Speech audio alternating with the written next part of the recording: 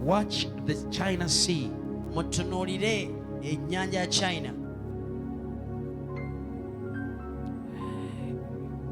China will be flexing political and military muscles in that area. China Sea. China will be flexing political and military muscles.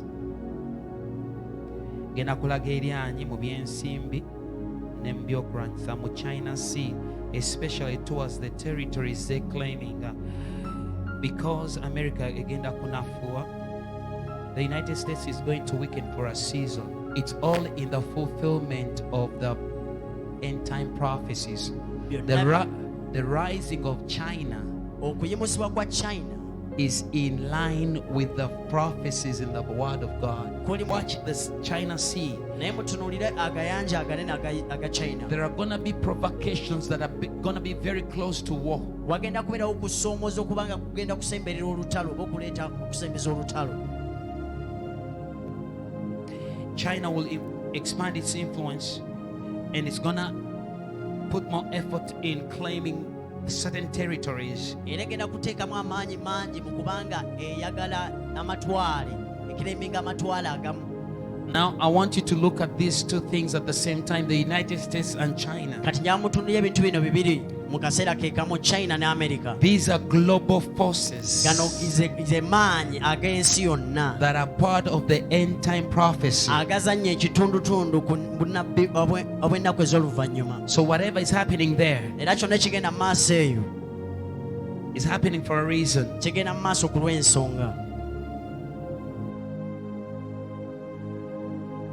China unleashed an intense show of force today against Taiwan with a series of precision missile launches in waters off of its coastline. It's all in retaliation to House Speaker Nancy Pelosi's recent trip to the self-governing island, which Beijing claims as its own. Here's CBS's Ramy Inocencio.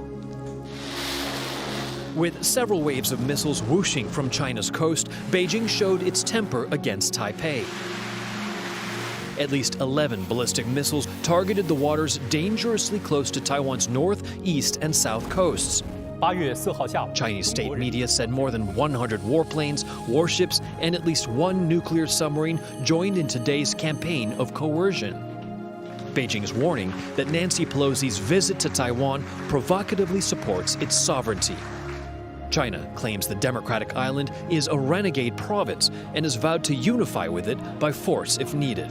In Beijing, this resident said the day to take Taiwan could now come earlier thanks to Pelosi.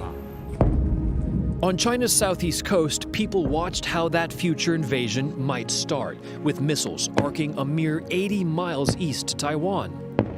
On the island of 23 million, though, it was life as normal, its people numb to China's threats over the past 7 decades.